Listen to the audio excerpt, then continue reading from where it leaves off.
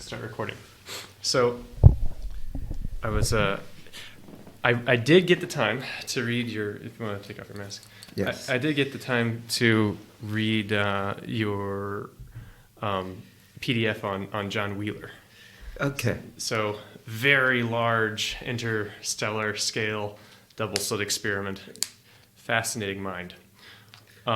There is a guy who shares the same name who's also a non-dualist Buddhist monk, something along those lines. He's Western. He's sort of like a Allan Watts type figure. John Wheeler. I'm not familiar with him. I don't think. Well, name doesn't strike a bell. I know he shared the same. I'll link you to what I found. But he had like an hour-long segment on Raman, non-dualism, and the paradoxical nature of enlightenment. And he reminded me so much of you. I was like, oh, this is clearly who you must be talking about. But it was just one of those coincidental things. I'll probably butcher it, but the things I took away from his interpretation of Raman was, one, it never said in the teachings of Raman that you have to learn Tamil to understand Raman, but he learned Tamil anyway. There was three things. One, at the end of Raman's teachings, he said, forget everything I taught you. It's the first one, forget everything. And he was asked once, what separates us from enlightenment? And he said, seeking it. And he said, what's the cause of ignorance? Seeking to be rid of it. So it's very Buddhist. But I thought of you, and I was like, this is clearly it. But it was just a coincidence. Seeking to be rid of it. That's a very interesting way of looking at it. And I don't know that I'd put it that way. I see an angle where I agree. You can't get there without putting forth some effort. Mm-hmm. But you can also be trapped in the effort. And I think that's what he was referring to. The angle that which I saw where it clicked for me was, do I beat my heart, or does my heart just beat? And can I explain how I move my hand, or do I just move my hand? And if you look into trying to be rid of your ignorances of that simple thing of me moving my hand or something like that, you'll get into this never-ending line of orders of explanation. Well, the way I beat my heart is this electrical signals from my nervous system, and then I have to explain the nervous system, and so on and so forth. It never ends. That effort to be rid of the ignorance, to come to some explanation of how something is that does not need to be explained, that is a never-ending process. That is a fool's errand. And that's the angle from which I kind of got the source of ignorance is trying to be rid of it. Because if you explain something once, if I explain it's electrical signals coming from my brain that signal to my heart to upregulate ATP or close a heart valve and contract, then I have an order of magnitude more things that I need to explain. I need to explain the Krebs cycle and cellular respiration. I need to explain what an electron volt is and an action potential. I need to go through all of these things, and it's just not something that has an end. That's how I found it. Are we fully mechanistic, or are we greater than the sum total of our parts? What you're describing to me seems to be a very mechanistic outlook towards the functioning of us as beings, as a life form. Mm-hmm. I think they're kind of two sides of the same coin. I'm a dualist in that regard. I think that one side of it is the mechanistic view, and the other side of it is the conscious view. I moved my hand, not action potentials and all that jazz. I think the two sides of the same coin. Conscious? Are you conscious of all of the actions that you perform? I would say no. Yeah, my first answer is no. But are all of the actions themselves part of consciousness? I would say yes, in a way. And that's very dependent on the definition of consciousness. Right. I was thinking of it in the terms of that you mentioned before as a system of interactivity, because each action itself has to interact with the grand total system. So in a way, they're part of consciousness, but they're not. It's not in itself a conscious action. It's an automatic action, mechanistic. It's weird.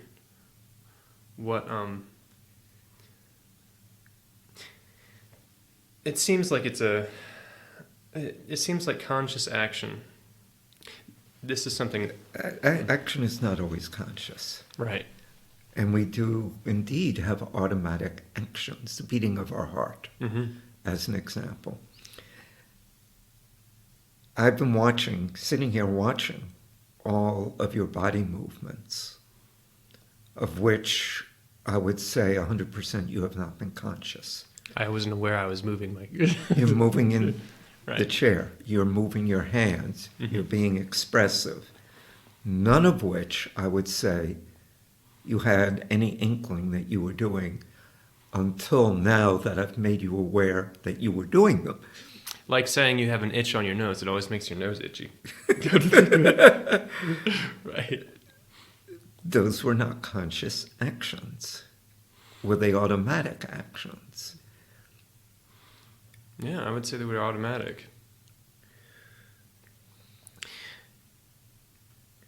Consciousness itself has such a profound impact on automatic actions. And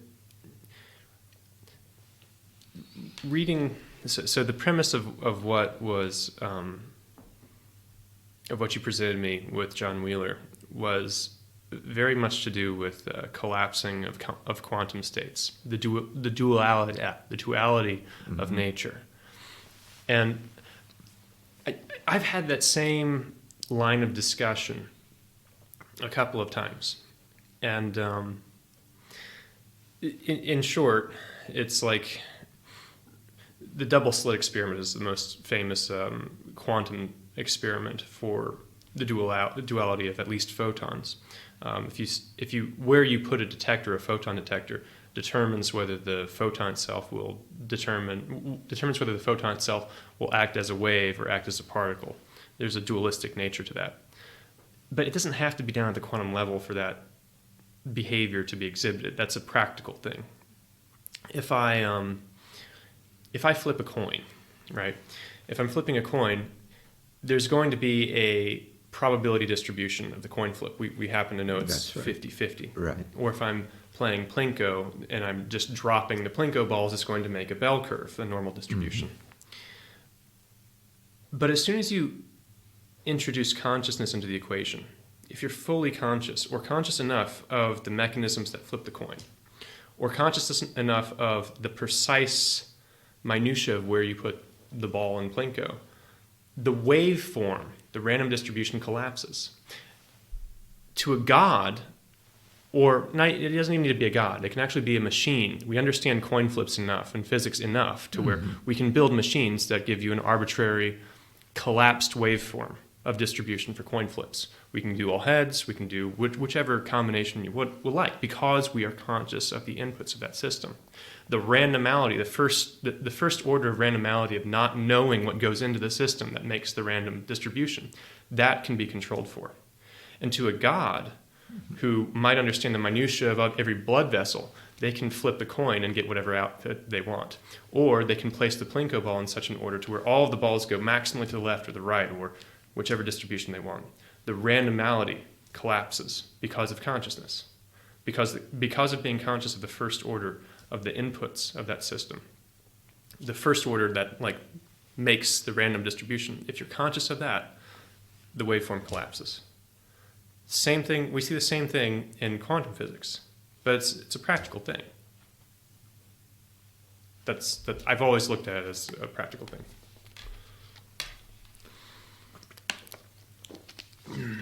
But I'm not a thermodynamicist. Right. But I think that's kind of true. So if you follow this, going back to like the universe as a system of interactivity, every layer of behavior has orders of inputs, in calculus we call it, I won't get into the mathematics of it, but because I'm not really proficient in the mathematics of it, actually, that's why I won't get into it. But there's orders of magnitude that separate the inputs and outputs from each other. So a behavior becomes random if you don't understand the first order of inputs that make that behavior. But if you do, then that one point that you were originally looking at, that waveform, the random distribution, will collapse into a known distribution. And the more orders of separation for inputs you're aware of, the less randomality there is. So this kind of goes back into, remember how we originally had that conversation about free will and about you may be free to what do you have free will, right? To some Maxwellian demon, you might not. To a basilisk, you certainly don't. Depends on the Maxwell's demon. And the point that I kind of settle on, I don't know if it's right or not, is you have free will relative to any other system on your same level of extraction. So if I built a supercomputer that predicted Dr. Allan Bomhard's thoughts, depending on how good the supercomputer is, it might be able to predict your thoughts and your actions for quite a while, but then you will rapidly diverge. Any complex system will diverge from any other predictive system on its same level of abstraction. And that's what I kind of got down to. Are you familiar with Sam Harris? Yeah. He has a book called Free Will. I read it. He's more of a determinist. Yeah, he's a determinist. Yeah.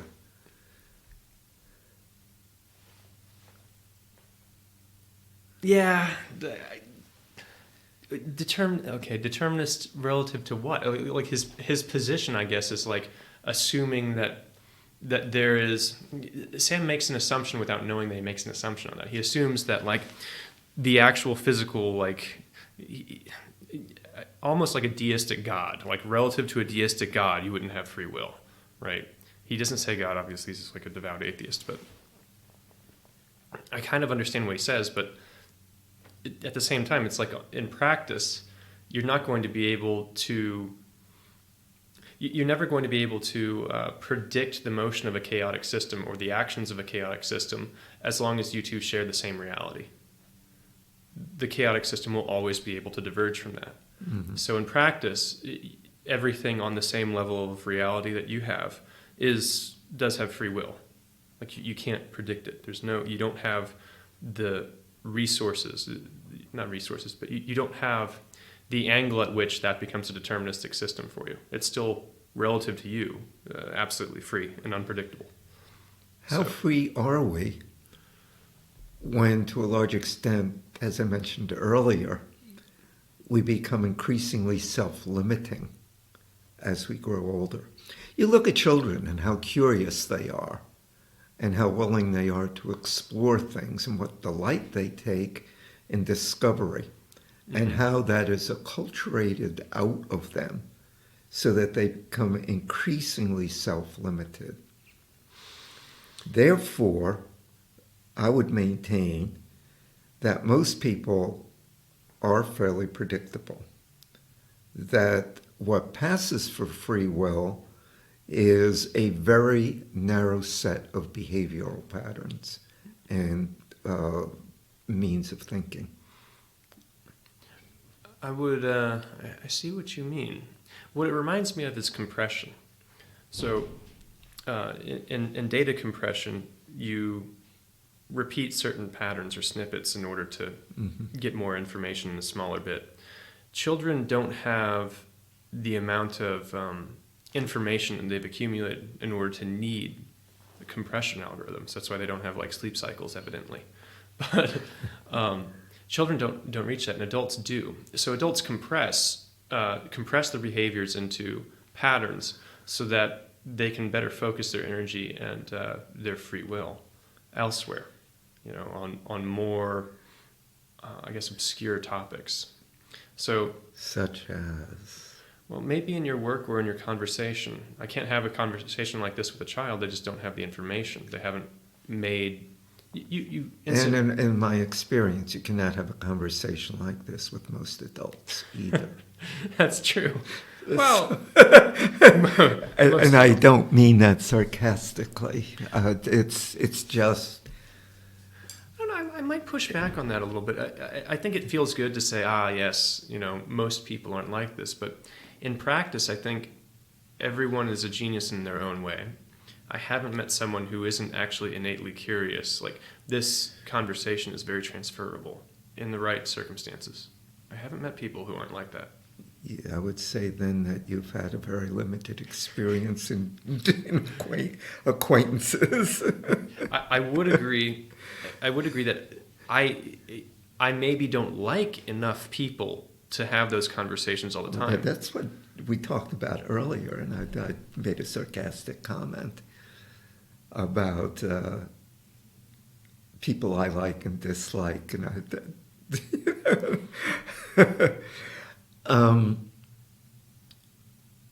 most people do not seem to be curious. I do believe, in my experience with the general population, that curiosity is very, very limited. And the comfort zone of most people is very narrow, including members of my own family. Yeah, I can see that. Having a very high IQ, Brian, is both a blessing and a curse. I'm so critical of IQ. But it's a measurement. It's also an outlook, because not everybody who has an IQ is curious. Right. And likewise, not everybody who has a low IQ is uncurious. Right. But making a very broad generalization, it's very lonely being bright. I think life might, maybe brightness does make life lonely inherently. Going back to the people who aren't curious, last time we talked, we mentioned, or I guess I blabbed about the concept of supercriticality versus crystallization of people. Yeah. I think the people who are less curious are very set, are very crystallized, and the people who are curious are in a state of supercriticality. And the more you give up the state of supercriticality, the more of a maverick you are, the more you wander in life, the more bright you typically are, the more curious you are. I see that a lot. I see that a lot as well. And that's not a criticism, by the way, that's an observation. Right. And a sad one. I think it would be a very much more stimulating world were more people engaged in general curiosity, for lack of a better term. If they were, they would have to be forced into a state of supercriticality socially. Which I wouldn't, if you could find a way for a society to function without like mass starvation and stuff, in a way where people are supercritical all the time. Supercritical meaning like they don't have a niche they fall into, right? They don't have a specific job. They have a wide plethora of things they may or may not have to do. If they were more free, they would be more curious. But by hook or by crook, I think all social systems end up making people less free. Like the more people you have in your society, the more it has to integrate each other, the more freedoms you have to sacrifice to the responsibilities of others.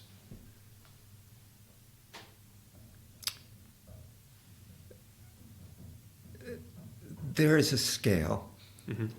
I would say that anarchy is at one end and fascism and communism and highly controlled societies are at the other end. And our society, I believe, falls somewhere towards the middle, where we have a balance between anarchy and complete control. We have to have laws. We have to have ways that we function smoothly in our interactions with others. Right. There has to be some kind of protocol. There has to be. Otherwise, we tend more towards anarchy, and anarchy just is not very pleasant. On the other hand, we have to be very careful that we don't impose controls that are so stifling that life becomes unbearably miserable, regimented.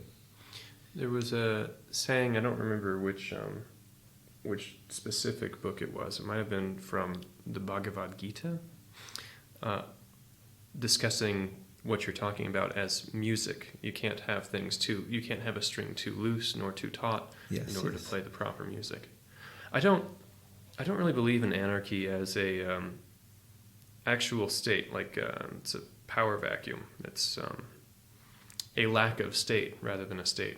So I mean, like in both senses of the word. I'm compelled by a lot of the, just like anarcho-primitivism and all of the anarchistic critiques. I see anarchy as mostly a critique of how society is, or how society can be. So they're good critiques, but they're not really offering any kind of viable replacement. There is an exception. If they're true anarchists, there is no replacement. Right. What do you replace cancer with? It's not like, oh, I cut out your cancer. Probably the most respectable anarchist that I ever knew of was J.R.R. Tolkien. I used to think of Lord of the Rings and Tolkien's works as just like pure fantasy, and they're great works of pure fantasy. But the older I got and the more I kind of understood the allegories, the more I kind of understood Tolkien. Brilliant guy. I actually got into Tolkien after. I didn't get into libertarianism because of Tolkien, but after I got into libertarianism, I appreciated Tolkien a lot more. The story of like, this is the one ring of power. What's the best thing to do with power is to throw it away, get rid of it. You can't. I don't believe there is a way to do good with power, and I think Tolkien himself really wanted to interlace that with a good story. He was a great storyteller, and it's a very rich fantasy that he made. But the morals of it are what makes that story so ridiculously, resoundingly true after generation. So there's no way, like, for example, you're among the brightest people that I know and the most wise people that I know. But if I gave Dr. Allan Bomhard absolute power... Just call me Allan. Oh, sorry. I'm a friend. I'm not. Okay.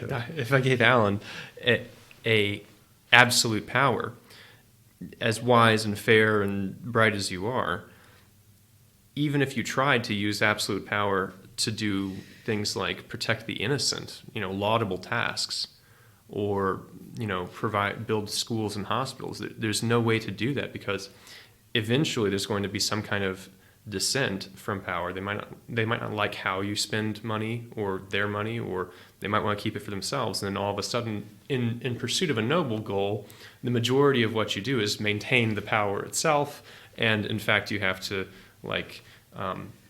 enforce your way of doing things on other people. That's the nature of power. It's a fool's errand. If something is in fact actually good, it shouldn't ever need compulsion in order to do it. I might be foolish. No, I don't think you're foolish at all. In fact, while you're talking, my mind is relating to different things I've read. Stanislav Grof comes to mind, thinking about the things that you were talking about. what it boils down to, I think, is we're not a nice species. Is it this? I don't think it stops with the species. It doesn't, but just looking at it as human on human, Mm-hmm. we flatter ourselves, I think, in ignoring our dark side. And yet people come along like Howard Zinn and write books on American history that show Yeah. people's history of the United States. Well, before we were even a country, we had already done genocide. Of course. Right.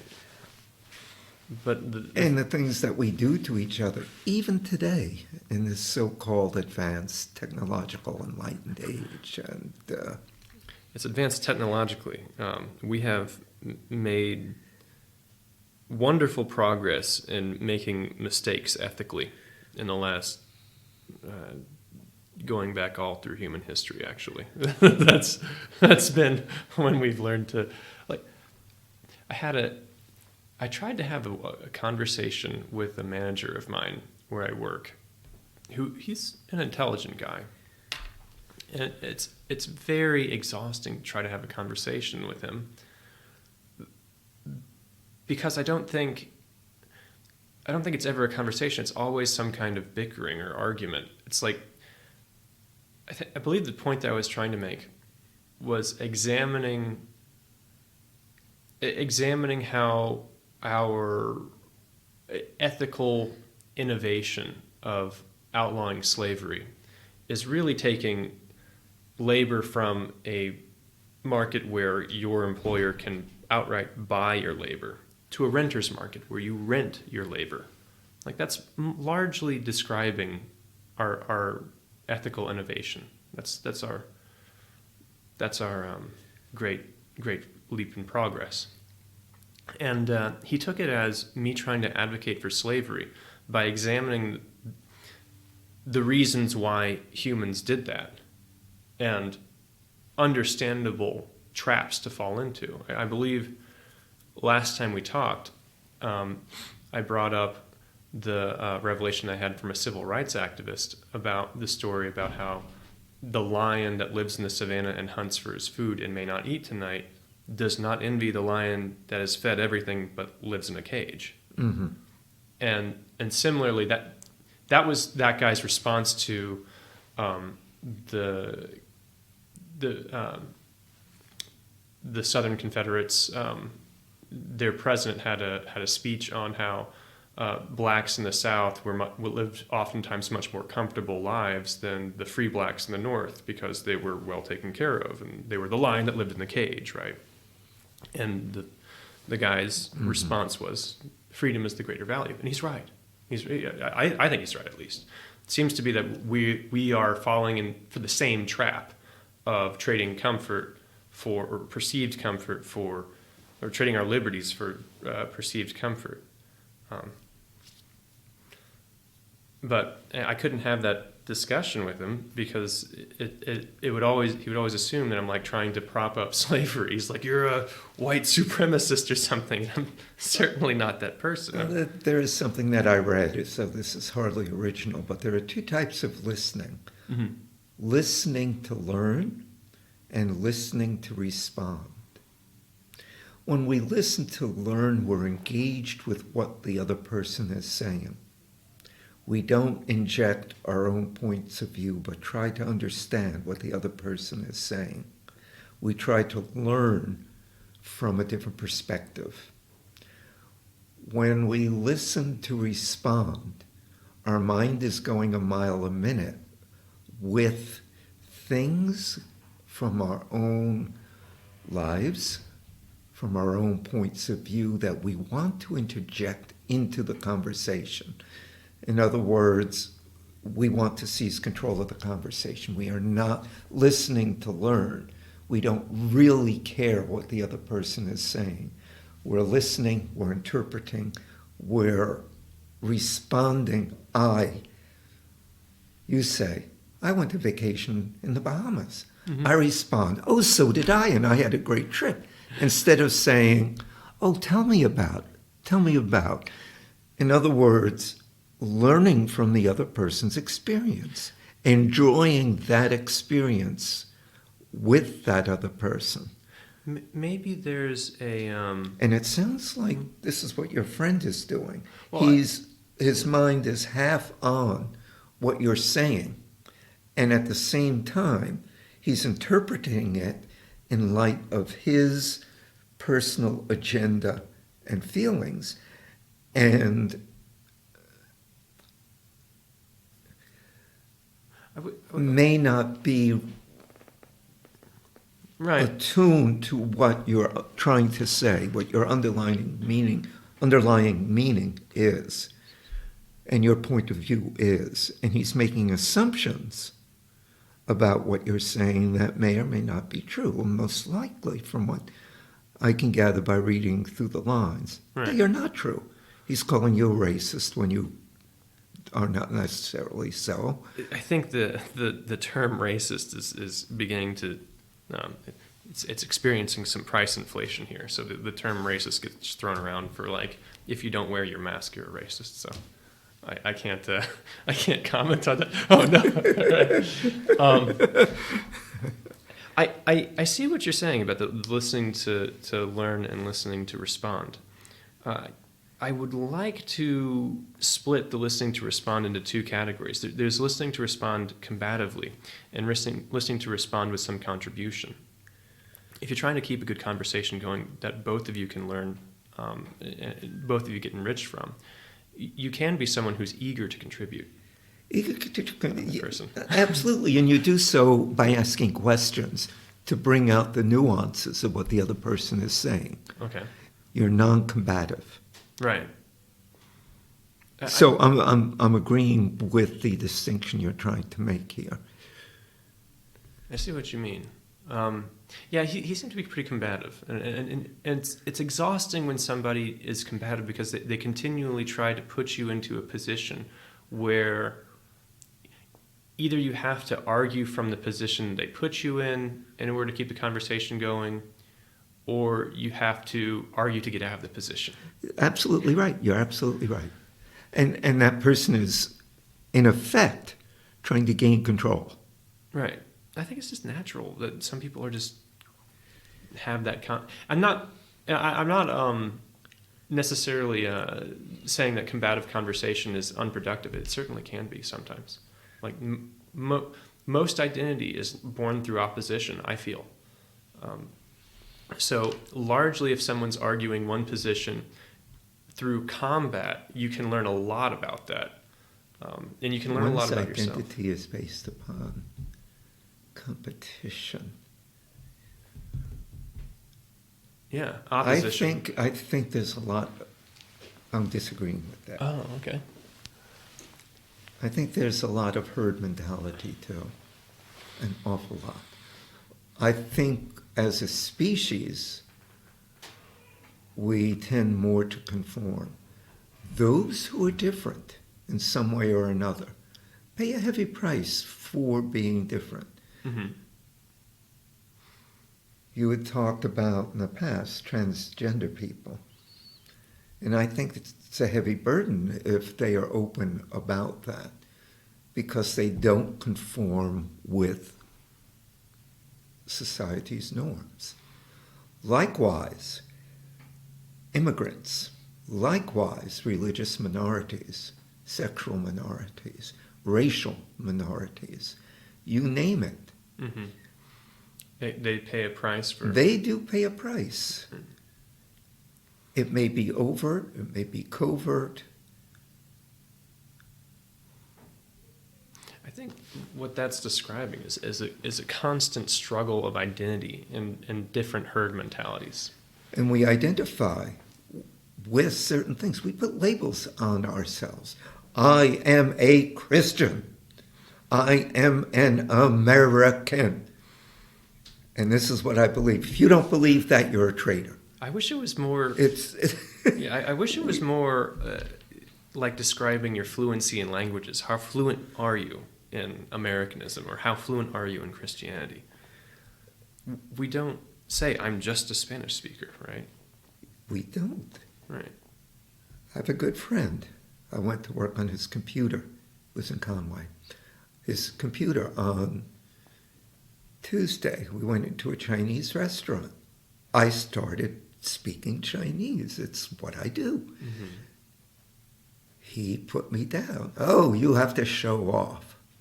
Come on. It's courteous to your waiter. I was not offended. Oh. People dislike nonconformity, regardless of what kind it is. Oh, you think you're better than everybody else. That's absurd. But it happens. It happens. I get that. Go into a biker bar. Right. And I get that. I get that sometimes. And if I get the opportunity, I rarely do, when somebody decides that you automatically think they're better than them. There was one person where I did get the chance to kind of explain. One, respecting the other person is very important, right? Thank you. Excellent point. And that's usually what they're asking for. And two, I can't remember who taught me this. I think it was my grandfather. That self-esteem does not come at the expense of esteem for others. Excellent. It's generally esteem for others leads your self-esteem. So it's okay to think highly of yourself, so long as you think highly of yourself as a response to seeing the virtue in other people. I believe it was my grandfather. I can't remember. I would call it being comfortable with yourself. Mm-hmm. Self-esteem should never lead to arrogance, in my opinion. That's a good opinion to have. Arrogance is indicative, in my opinion, of some sort of an inferiority complex. I would agree. Having self-esteem should be being comfortable with yourself, as I said before. To the extent that you can be comfortable in multiple discordant social situations. Do you think some of that anxiety and inferiority complex is useful in spurring yourself to constant improvement? Or do you think that improvement's not worth? I think it's just the opposite, Brian. I think it's detrimental to self-improvement. Because it forces us into what we were talking about earlier, that group mentality, self-identifying with a particular group or a particular religion or a particular political persuasion or philosophy, or whatever, or a particular ethnicity or nationality, or some kind of social space, anything. Anything. Let me make sure I understand. So the anxiety and the inferiority complex, through one way or another, leads to self-identifying in tribalism. It's a really good explanation of tribalism.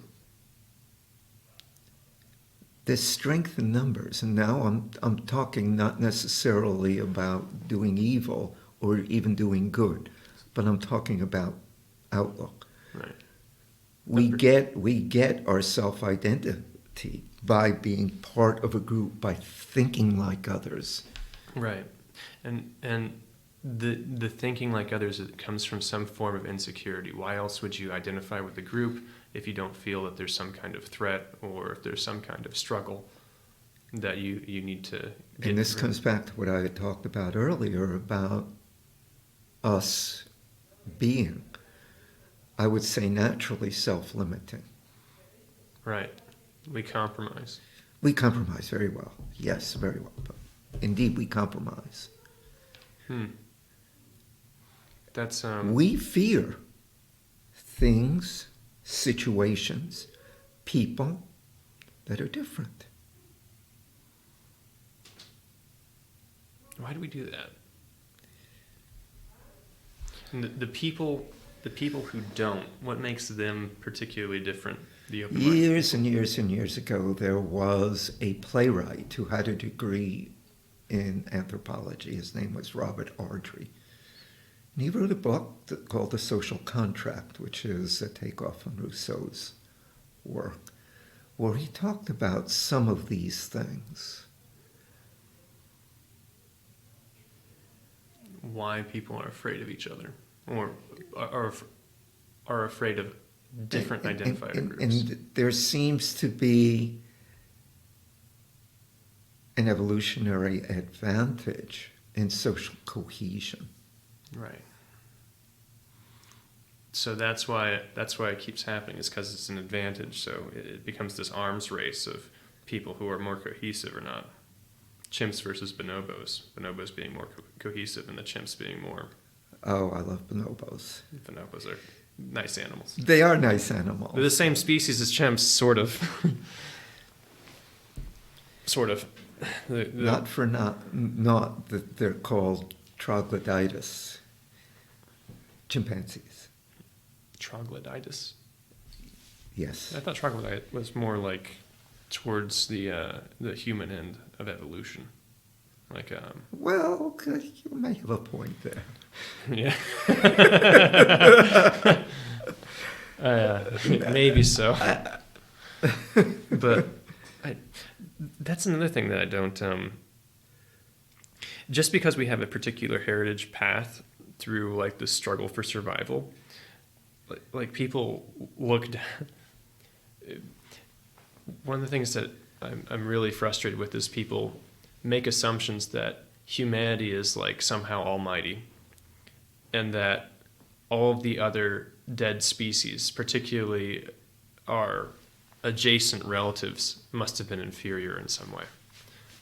Neanderthal is one. Like the story of Neanderthal is that Homo sapien moved into Neanderthal territory, and just because of superior intellect, of course, just laid waste to Neanderthals, slaughtered them all, and took their land. Okay, on the contrary. Yeah. There is new research now that the Neanderthal genome has been sequenced that shows that most Europeans, at least, interbred Right. with Neanderthals. And there was just an article I was reading. It's our, was it National Geographic? It wasn't National Geographic. The latest issue had an article on viruses.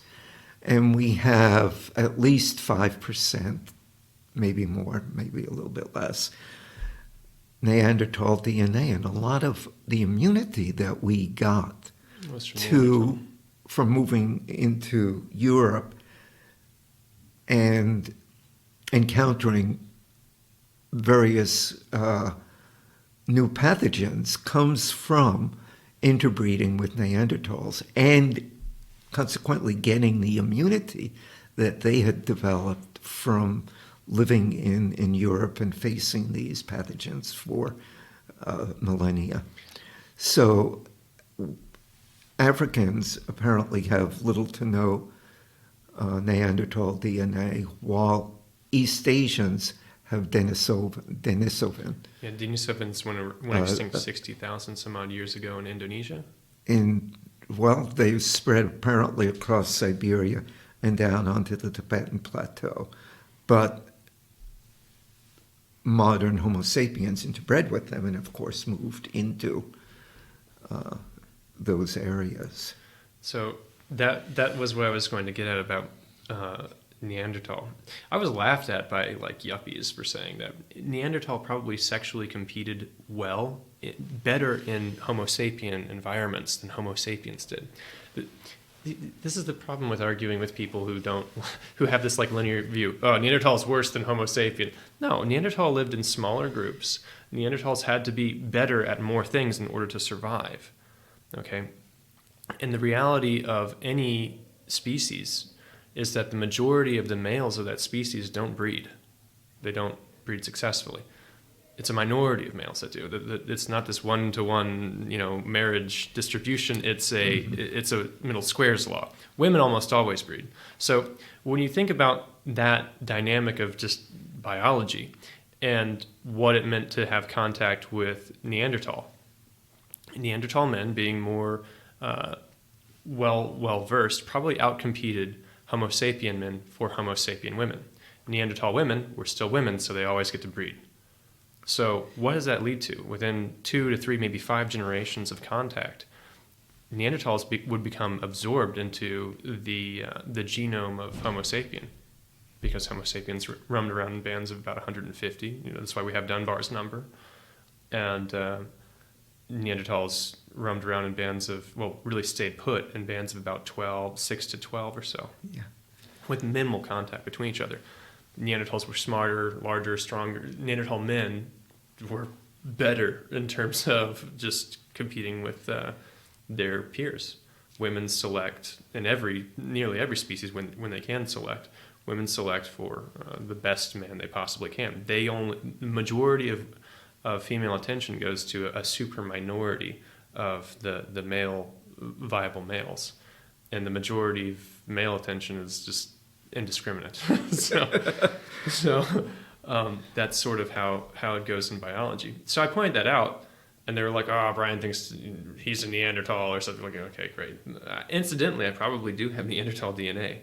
Do you have blue eyes? Yes. You have Neanderthal DNA. There we go. Apparently, the first inhabitants of Great Britain had dark skin and blue eyes. It's an odd combination. But not unknown, even today. Right. Polynesians. Who am I thinking of? There's Pacific Islanders that come to think of it that have dark skin and blue eyes. I don't know. Yeah. I guess I don't know enough about anthropology. Most of the stuff that you hear about anthropology in the kind of lowbrow crap that I like to digest is mostly crackpot theory of like the Denisovans were like spacefaring people or something. By the way, coming back to what you just an off-the-cuff remark you made earlier, those put-downs that you're getting from other people is a sign that they are self-limiting. Maybe so. And it supports what I said earlier, because they're listening to respond. They don't like what they hear. And rather than engage with you, it results in a put-down. Well, the worst thing is that they're rather socially successful. So these are people who make quite a bit, and that's their trump card. Like, if you say anything, they're not alone in that. Right. It just happens to be the social group that you engage with. Yeah, I mean, I don't think that asserting they social don't status, beat you up. No. They don't assault you physically. But that's a wonderful thing that I keep running into is people assert social status as if it's like, this is how to win an argument, assert your social status. Well, I've got a better car than you. How does that have anything to do with anything? Because this is what they do when they don't have an appropriate response. They take what is valued by society and turn that against you as something that they value as well. Yeah. And also, if you notice, a lot of what those responses are non sequiturs. It leads into well, okay, yeah, I don't have a nice car, but I don't have 2 divorces where my kids don't want to see me. That was all. Another non sequitur. Right. So that's usually. Yeah, and that's the way it goes. Right. And then what it becomes is a game of one-upmanship. Yeah. I can be a bigger asshole than you can. Oh, no. I can be a bigger jackass than you can. Oh, no, you cannot. Right. Yeah, that's... And if you get caught in that trap, it's self-defeating. Oh, you gotta love like the social materialist kind of crap that people occupy themselves with. I really think that that's some kind of response to someone who hasn't really confronted mortality. Like they just have to be continually occupied with something until they die. And that's, I guess, their like response to that. I guess death scares the shit out of them, so they can't conceive of not being distracted until they die. So I've thought about that a lot lately, given my age. I'm not... and it's disconcerting. And of course, I've come to think exactly along the lines that you just presented. Well, exactly. Saying that, well, how do you handle mortality? The idea of mortality? I'm comfortable with it. Yeah, me too. I mean, it's a natural part of being on this planet. I don't particularly plan to check out anytime soon, but right. I have to face facts. The majority, more of my life has passed than what I have left. Right. Yeah. And I'm ashamed of certain things I've done, but proud of others, mostly of the people I've helped. Right. I think it's a mature way to look at it. I handle death a little bit weird, and I've always been kind of disturbingly comfortable with it.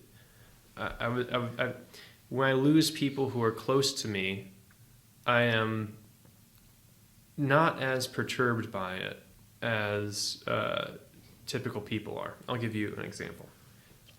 A guy that I used to work for, Dickie Marshburn, wonderful man, wonderfully terrible man, actually. It's actually a darn shame that he died, because about 45% of our national strategic stockpile of profanity has now been lost. Dick Marshburn was he was a personality. And I know why he died when he died, because when someone said, Biden has won the election, will be president, hell, I'd rather die. Like that's why Marshburn went.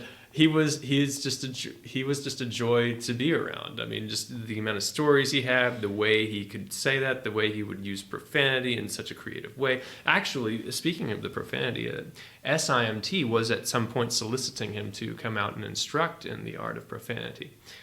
They had discussed that for quite some time, but the problem was that what they arrived on was that a lowly technical college should not be becoming of his advanced pedigree in the topic of profanity. He was an artiste.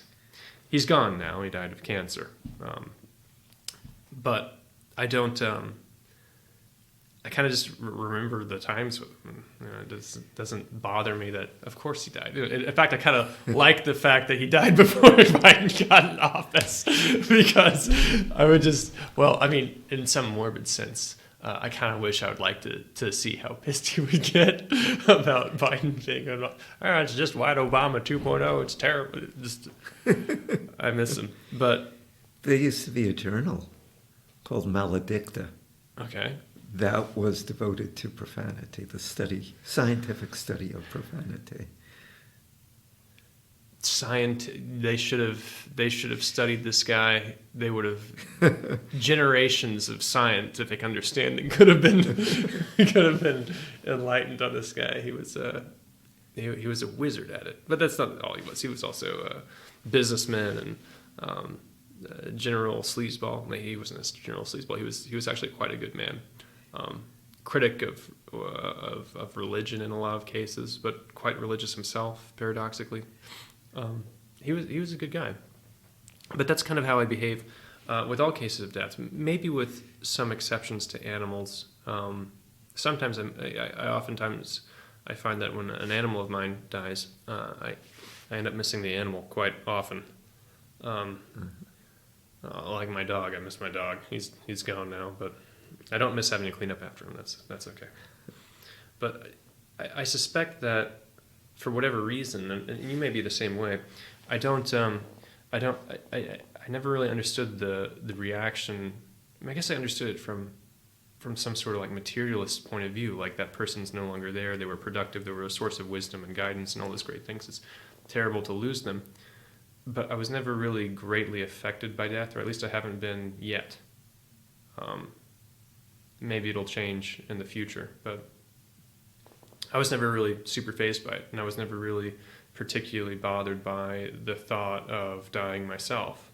Were you the same way? Does it ever scare the heck out of you? Does it bother you when somebody you know dies? Scare the heck out of me? No, Okay. it does not. For my own self, it is what it is. For other people, I do regret the loss of certain people. I really do. Yeah. It's regrettable, but like I never cried at funerals. And for me, I always wanted to tell jokes about when I die. Like if I die, please bring those get well soon cards and crap to my grave. You never really know. I have it stated in my will. I want no services, nothing. Nothing. I'm about the Absolutely same nothing. way. Just throw me in a hole. Just throw me in a hole. Roll me up in an old mattress and throw me in the brown goods section. That's where to put it. It would please me if they took my ashes and threw them in the Ganges. That might please The Ganges me. would be pretty cool. But outside of that, gone is gone. I don't want any mourning. I don't want any praise. I don't want any eulogies, especially any eulogies. People who I didn't like when I was alive telling me what a wonderful person I was. Oh my gosh. Where were you then, right? Yeah. I guess I always come off as somewhat of a sociopath for just, like, it's not like I didn't love those people when they were alive. It's just like it's not, Depends upon, maybe it's too, crocodile tears from one's other people. personality and also one's culture. And there are certain cultures that go hysterical. The Mexican culture is pretty cool about it, and it's a freaking party of the dead. Southern Europeans are pretty emotional about it. Southern Europeans. Italians, Greeks. Yeah. Yeah, they do freak out about it. It's like, what do they expect? Like, I was really hoping they would live forever. I'm really let down by.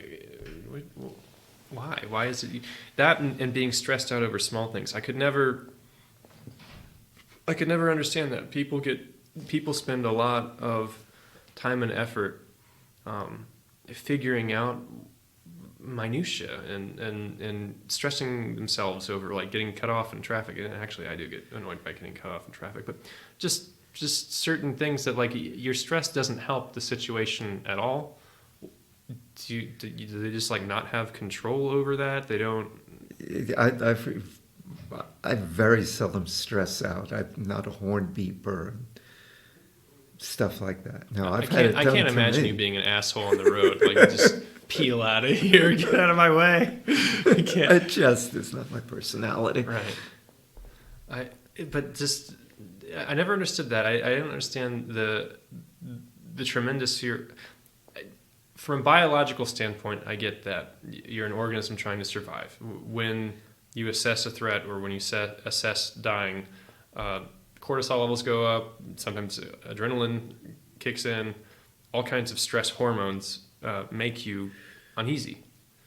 That's why they morphine the heck out of you in the hospital bed if you're dying. It's there to balance out stress hormones and make it more pleasant for the people around you. Never got that. I never understood, like, the people who build, like, mausoleums, tombs. Okay, great. And, like, you're gonna have to pay rent on that from now until eternity. So, like, but now we have those tombs to visit and to enjoy. We do. The Taj Mahal, the Ming tombs, the pyramids. Yeah, they are pretty nice. But I mean, it's sad that they're tombs and they're not like, hey, I built a library. Instantly we burn those down. The great library of Alexandria. We didn't just burn that one down twice, we burned it down 3 times. Yeah. Last time, rampaging Christian mobs supposedly burned it down. No, they were allegedly also printing that stuff on papyrus scrolls up in nice stacks where if some guy decided he was going to, like, flick the ancient cigarette butt somewhere, there goes all humankind knowledge. Not the best archival material or position to put in the atmosphere that rapidly oxidizes with combustion. But was very, in spite of it being on the Mediterranean shore, it was also a dry climate. Mm-hmm. And they were constantly copying those scrolls. By candlelight. Well, probably by daylight, but there was definitely some burning stuff around there all the time. Yeah. They hadn't invented the fire extinguisher yet either. They did have water. Hey, speaking of Egypt, I'm still hung up on on the concrete thing, and I'm particularly hung up on the concrete thing for Machu Picchu.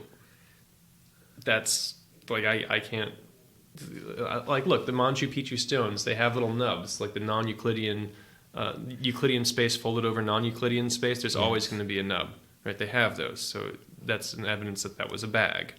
They would have made bags because they're above the tree line in the Andes. They can't make molds the way the Egyptians did, so that has to be a composite material. I bet you if I pry it up, if you pry up a stone in Machu Picchu, you might be able to find some vestiges of bag material, or the stones might not part very easily because the bags were porous and there was any kind of interplay of the cement. Then it would have cemented them together. I think you can probably also find articles of molds and other types of things that would come in contact with a cement and other megalithic structures. It's very, very impractical to, particularly to cement in megalithic structures. So far as I know, there is none. Megalithic, great stone. Yeah. They were balanced. Balanced?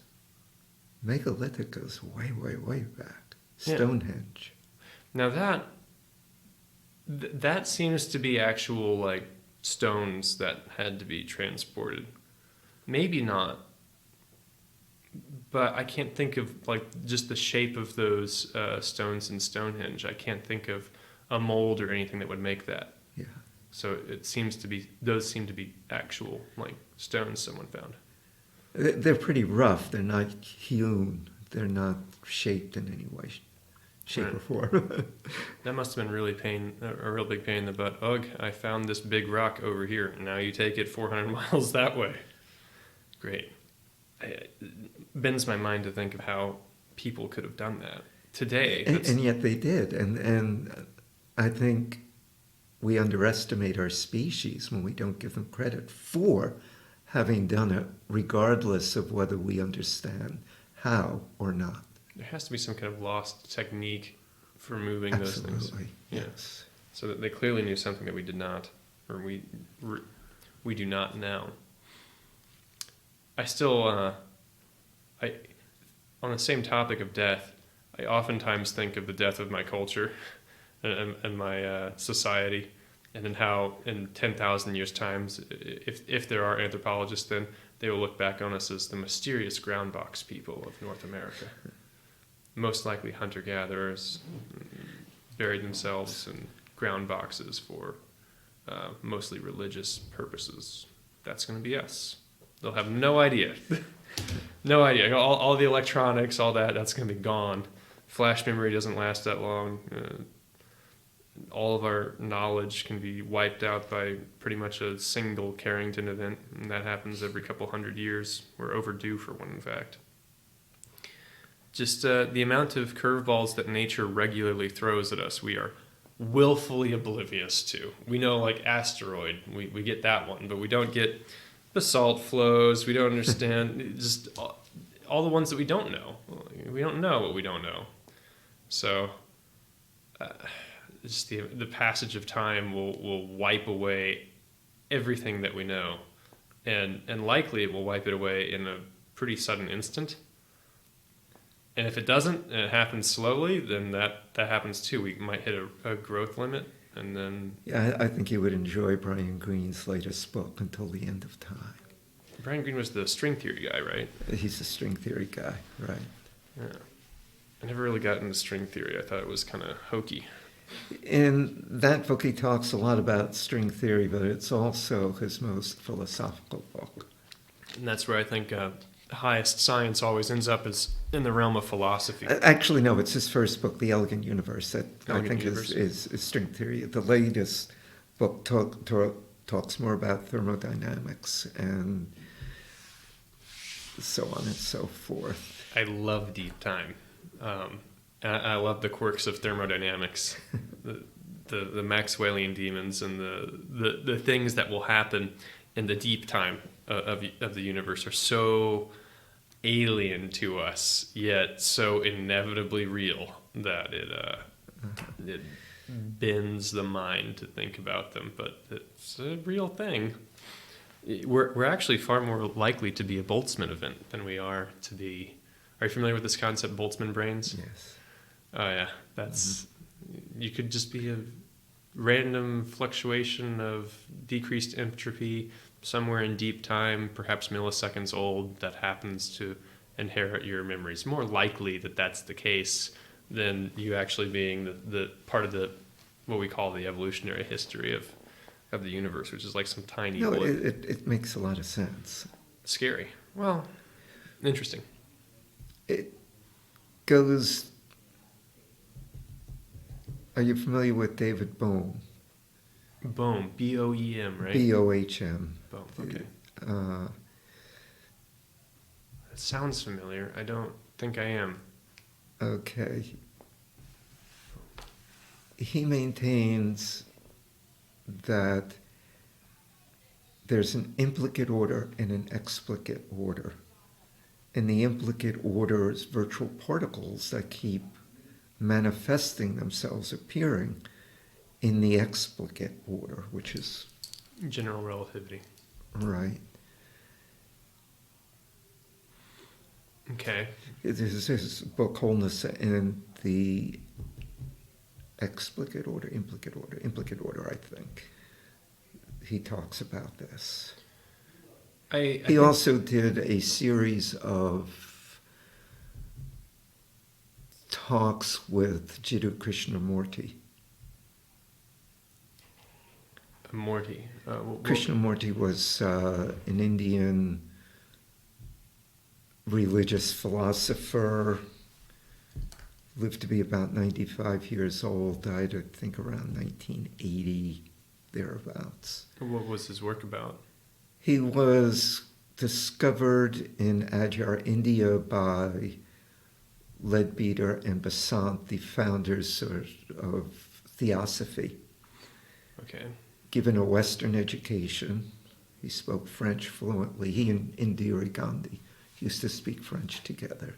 She also had a Western education. They inducted him and trained him to be a world religious leader in the Order of the Star, which is Theosophy. And in 1929, he gave a speech, I believe, in Holland, where he renounced his role, the role he was being groomed for as a world leader, world religious leader. Truth is a pathless land. Truth is a pathless land. Right. It cannot be put into... He was against organized religion, let's put it that way. Right. And he didn't want to fulfill the role of a world religious leader within the confines of Theosophy. Subsequent to that, he became a religious commentator, let's call him that, wrote numerous books, and an educator, founded numerous schools, several schools. Realized he was going to pass away, left India, came to the United States, Ojai, California, and died where his younger brother Nitya had died and was buried next to him. What a life. I guess he was the guy who throws the one ring of power into Mount Doom, right? In any case, David Bohm, the physicist, had numerous conversations which were put into book form with Krishnamurti, each taking a different point of view. Krishnamurti more of a spiritual, I hate that word, spiritual point of view, David Bohm, a physicist's point of view. David Bohm was a great thinker, top-notch physicist. He left the country after the McCarthy investigations, the early 1950s, because he was accused of being a communist. Yeah. Went to England, never returned to the United States.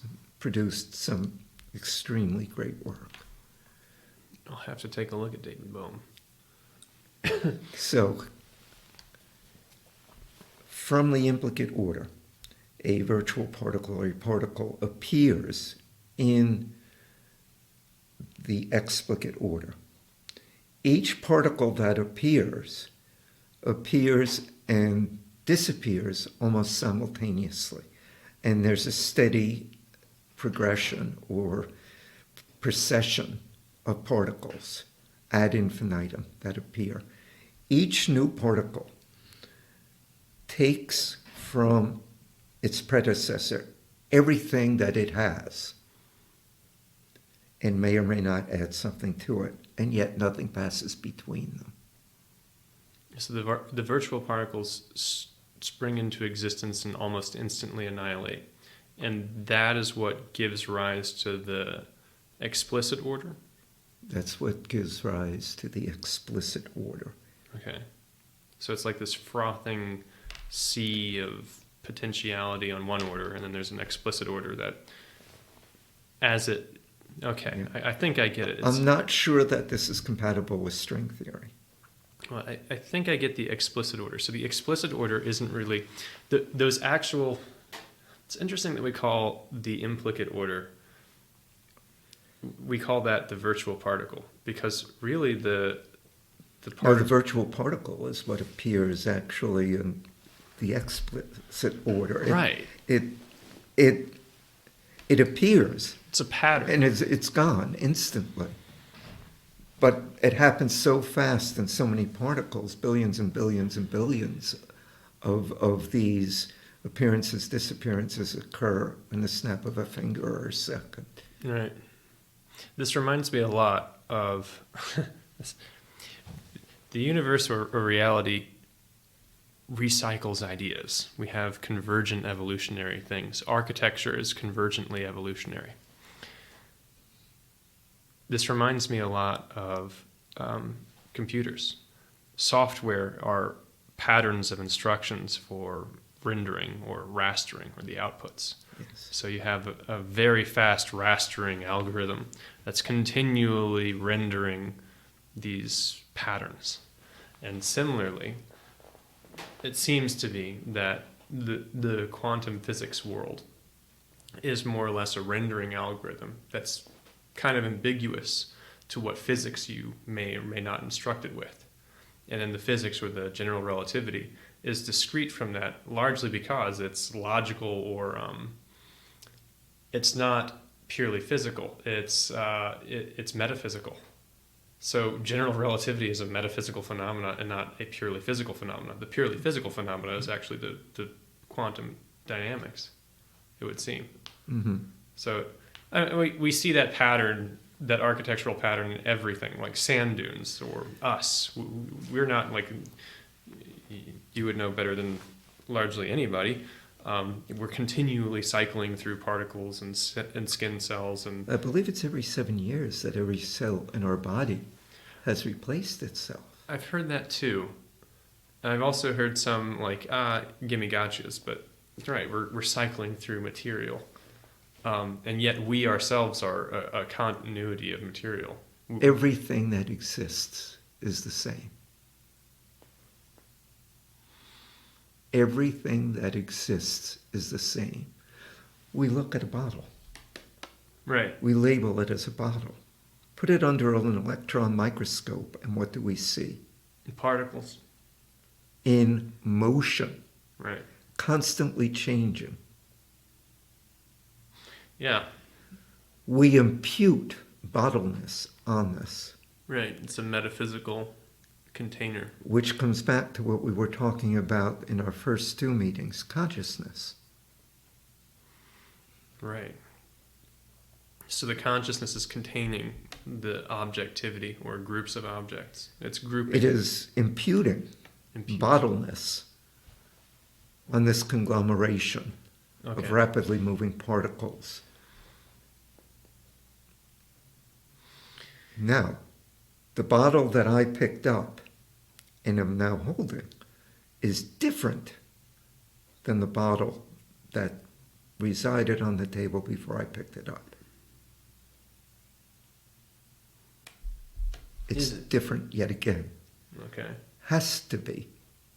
Those particles are constantly in motion. Right. So the fundamental... we impute continuity on it.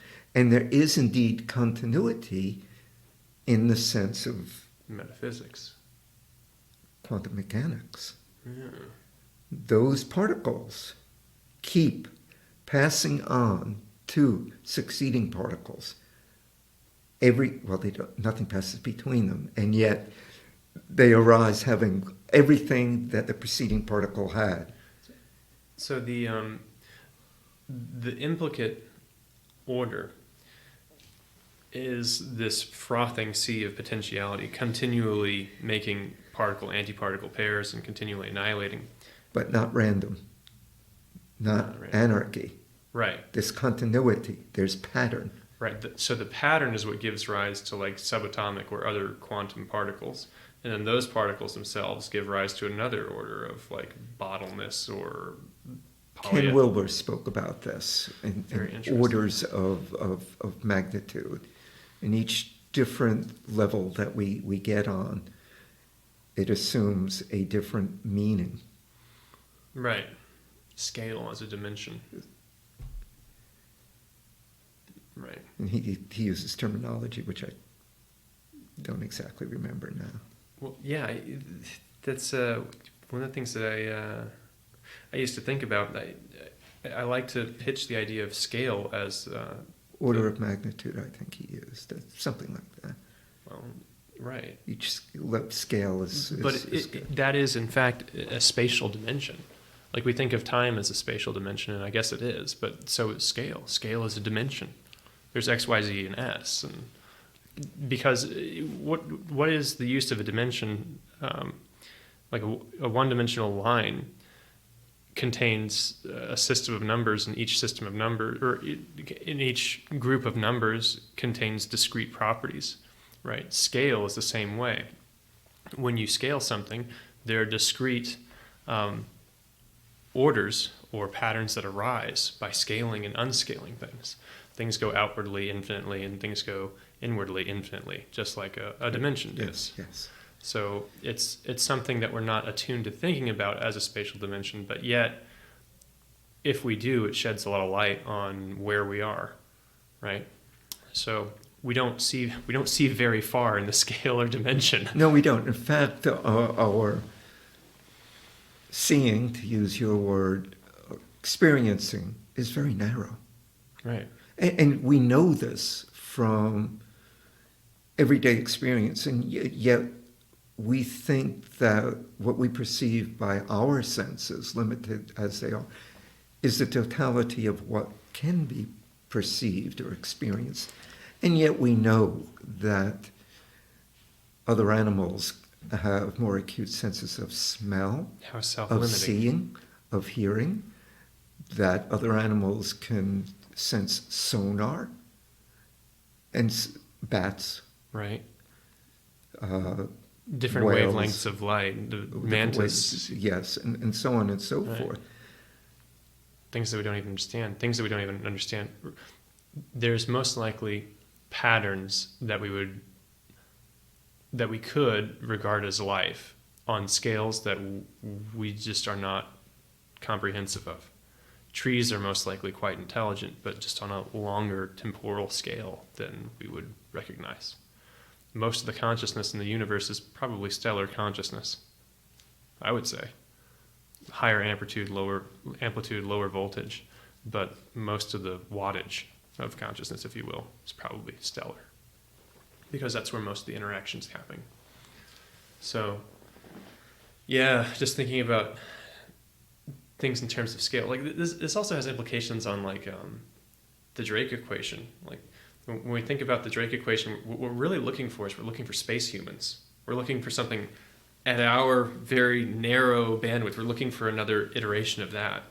And if the universe is this like fractal pattern, you'll never get an exact iteration. Like there's no point within a fractal pattern that truly repeats infinitely. Like they have infinite surface area and geometry, and while certain patterns, certain similarities do repeat, like in the Mandelbrot set, you can find many Mandelbrot sets within the set. It's mind-blowing. By the way, shout out to Benoit Mandelbrot. He died of COVID-19.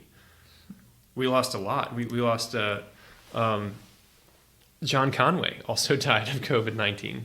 Conway's Game of Life. Oh, he hated that, by the way. He was so tired of the Game of Life because he's this nimble-minded guy who worked on like nth dimensional knots and crazy stuff, and people kept hounding him for decades about this two-dimensional board game that he came up with, this zero-player game.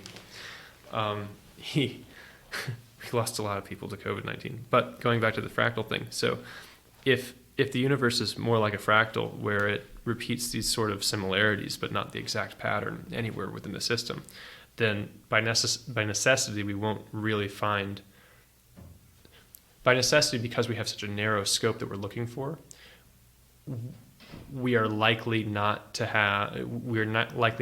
to find that, because we have such a small sample size. Like we are this civilization that will live for probably an extra couple hundred years being technological. The scale of that is a small sample size.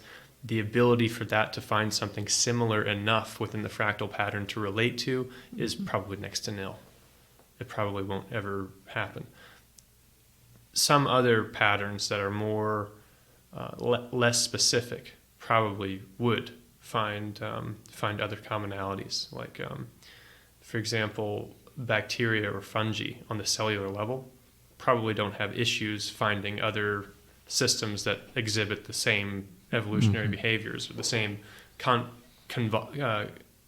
convolutions but convergences that they do.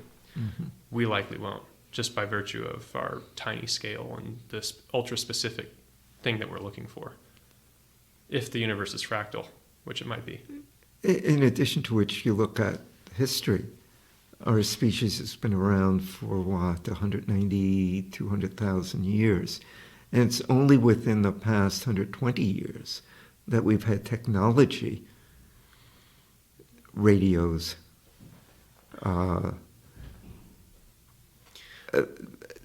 things that would enable us to communicate with others. I certainly don't have any evidence to the contrary of that. I do have reason to think that likely technology comes in waves. Likely civilizations come in waves. Most things come in cycles. And generally, as a general rule of thumb, the idea that I am the center of the universe or I am like special in some way, generally that's not true. Now, given the scope of how long humans have been around, I was thinking humans had, and what we would recognize as anatomically human, have been around for roughly 2 million years. But I guess Homo sapiens have been around. Homo sapiens, yeah, you're going back to... I know, woo-woo land of... Lucy, Australopithecus africanus. Okay, yeah, I would say it's a stretch to say that Lucy had an iPhone, had figured it out, but I don't write it off as a possibility that technology as we understand it, or something that we would recognize as technology, has probably happened before, will go away, and probably will happen again. I don't write that off. I won't have evidence to do so because technology is just like the bottleness of the bottle. It's an arrangement of atoms and particles, and the nature of change is that it's going to annihilate any pattern that's there. Similarly, in tens of thousands of years, were the ground box people who we would be regarded as ground box people who were most likely hunter-gatherers, we think. So we probably sort of oscillate, like most things. There's cycles and waves on top of waves. There's probably waves of technology on top of waves of technology that cycle through. The odds of us happening to harmonize with something else going through a similar meta cycle within our sample size are next to nil. We're not going to find something within a few light years that just so happens to coincide. If we do, that is extraordinarily lucky, but I doubt that we will. If we do, by the way, if we do find that there is technological civilizations that we can relate to out in space, the likelihood that they organically happened or spawned from the universe is next to nil, and the likelihood that I might be right about this technological wave thing, and it's really an offshoot of a previous technological wave. It could be us from before, or some ancestor that we might have in common. The odds of us having a common ancestor and running into some offshoot, some breakaway civilization from before, if there are UFOs and intelligent life out there, it's much more likely to be that than it is to be something from the universe that just so happened to produce something on the same scale. That's how I look at it a little differently. I think life is a natural consequence of whatever produced life on this planet, and that it's ubiquitous throughout the universe. But that butts up against the Drake equation so hard. I find it hard to believe that we're alone. Right, me too. The implications, either way, are earth-shattering. That we are alone or that we're not. Oh, yeah. I'd like to think that evolution can do better. Yeah, what do you think it's doing now? If it's true, if I'm wrong about this technological cycles, or it doesn't, I don't have to be wrong about it. We are now I believe it was Terence McKenna, the guy who was the Unabomber, the founder of anarcho-primitivism. He had a great quote. He said that humans are just the sex organs of the machine world. Great quote. Thank you. Everything we've accomplished and all that we are is we're just there to make microphone, make technology. And if we are birthing another species or another iteration of evolution, which it seems to be that we are, then likely what we consider to be artificial intelligence now is what will propagate throughout the universe. Not us. Like, we're bags of water, and we contain the ocean inside of our skin so that we can, breed better or whatever it is that we do, make technology. This is not space-bound. It's ridiculously hard to engineer environments where we can survive in interplanetary space. Very hard to do so. You're talking about seals that have to work for generations and stuff like that. Hard.